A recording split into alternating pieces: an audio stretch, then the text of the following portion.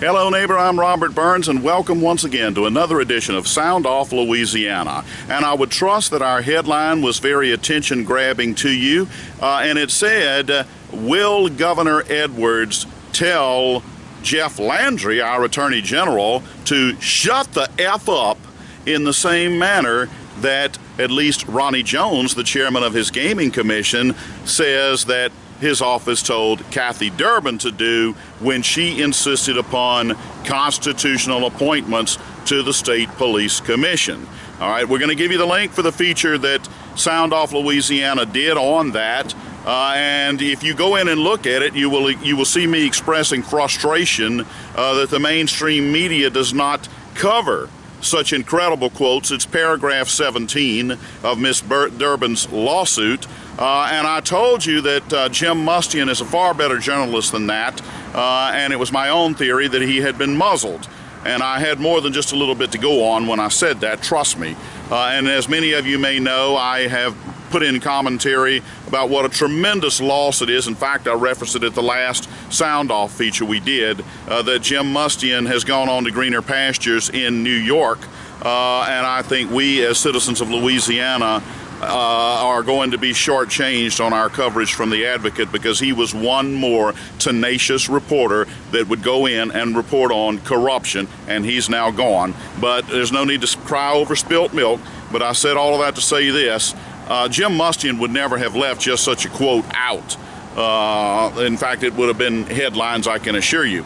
But at any rate, we've had a more recent development, and that's the subject of our feature today. And I will say this, 1 week ago today, I was at a hayride function in Lake Charles, and there were a number of very prominent folk there. Senator Hewitt was there, potential gubernatorial candidate. Mr. Risponi was there. Eddie Risponi, another potential gubernatorial candidate. Now, many of you may not be familiar with his name. He gave a very impressive presentation. And the star feature, at least for me, was Representative Blake Miguez, who gave a fantastic presentation. But at any rate, I said that to say this, and the next hayride function will be in Lafayette, and I believe the date is October 11th, but don't hold me to that. Scott hadn't put it out yet. But you really ought to be at these functions. But I said that to say this, 1 week ago today, what we're going to talk about here had just been birthed.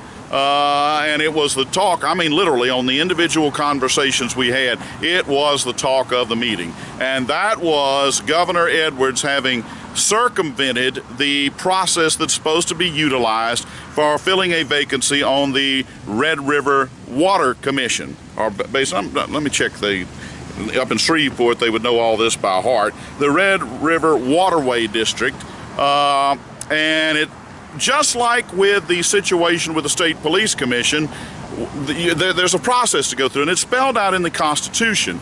If you go back and look at that feature we did on Durbin, I showed you Governor Edwards raising his hand and swearing that he would uphold the Constitution of Louisiana in the fulfillment of his office. And yet, if the pleadings of Kathy Durbin can be taken at face value, and one would assume that they could, we find out that the chairman of Governor Edwards' gaming commission, Ronnie Jones, the same one that I was offered a polite little overture not to say any more negative comments about, says that the governor's office, he was unaware he was on a speakerphone at the time, and that Miss Durbin was sitting in the room and heard this, that said the governor's office had told her to shut the F up, okay?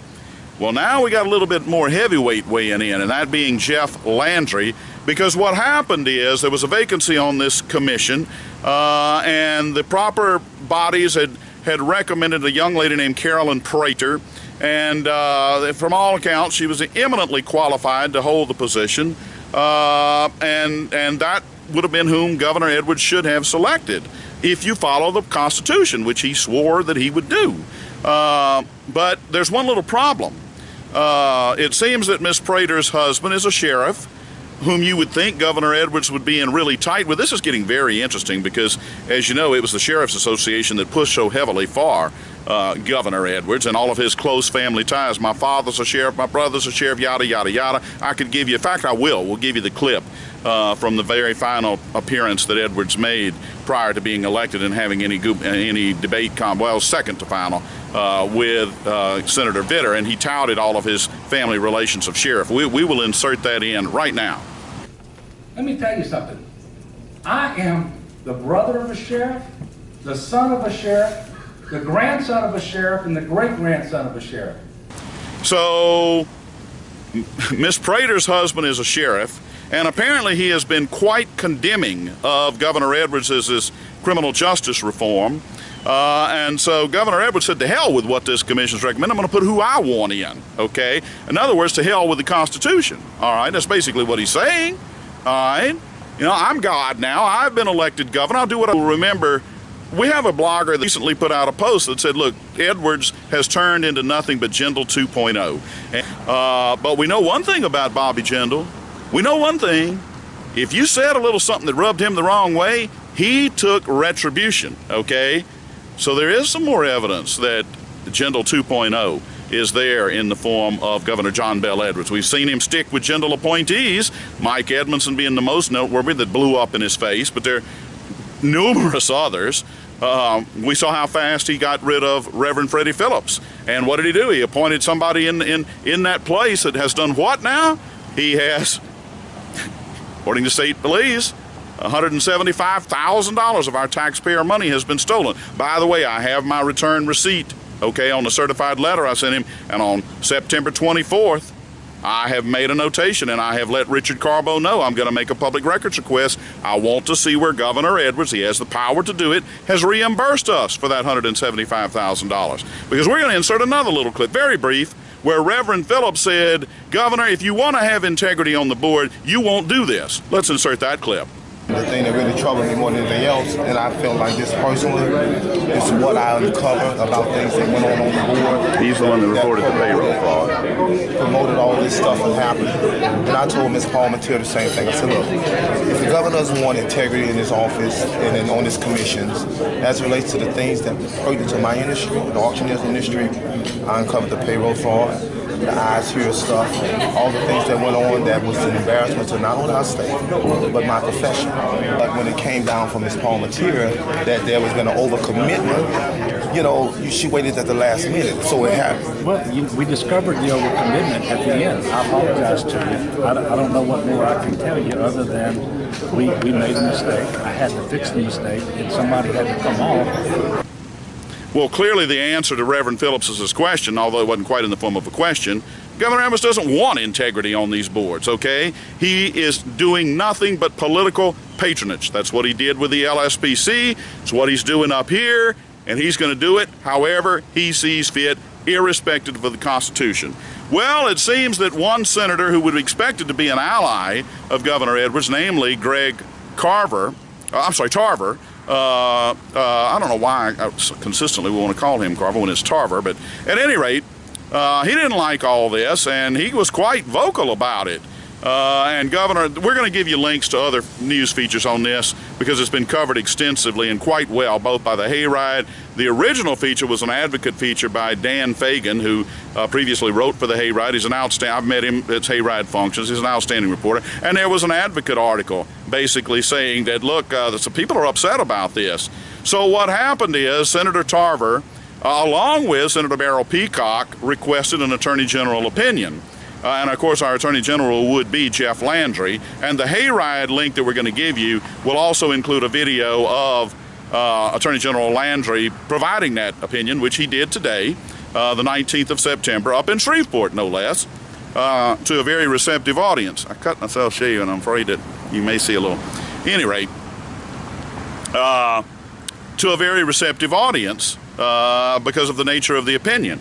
And here's the opinion in a nutshell. We're going to give you a link for the opinion in its totality, but you know, if you're not familiar with these Attorney General opinions, there may be 2, 3, 4, sometimes quite lengthy, but they always give you the bottom line up in the upper right, and they do it in small print, and I have highlighted what Attorney General Landry had to say. And it says that the governor is to appoint from among the nominees submitted to him. Any member appointed contrary to statute holds the office unlawfully and is subject to challenge. So I would not be surprised if this latest appointment does go challenged. And there will be nobody to blame but Governor Edwards' his own arrogance and his own stubbornness.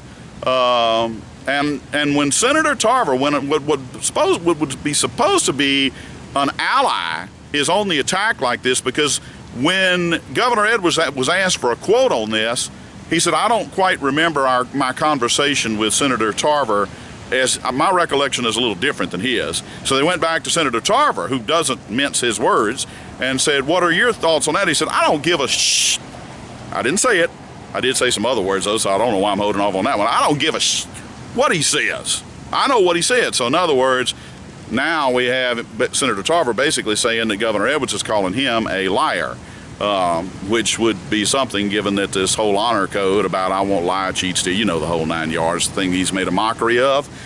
So that's going to do it for the, well, let me just say one thing in wrapping up.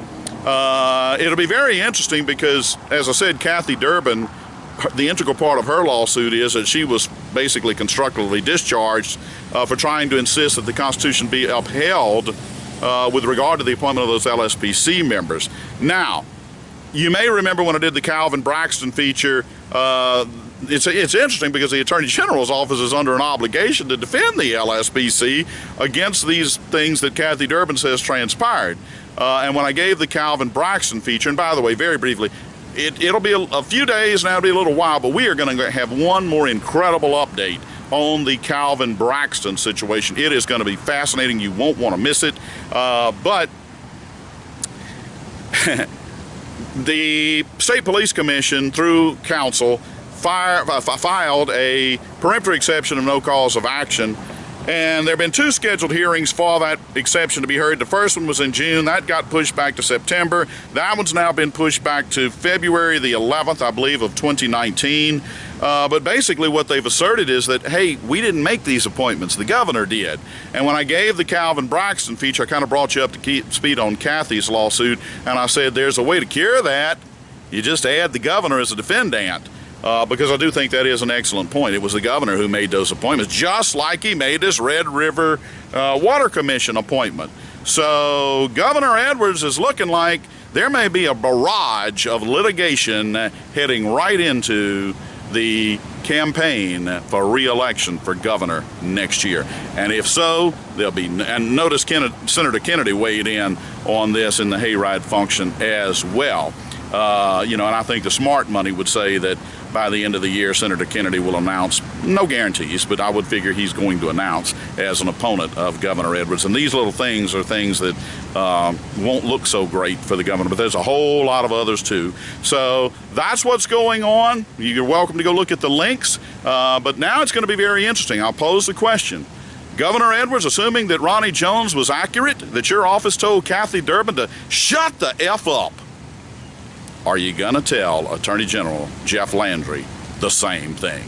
Thank you once again. This is Robert Burns. We look forward to bringing you the next episode of Sound Off Louisiana in the very near future. Thank you once again.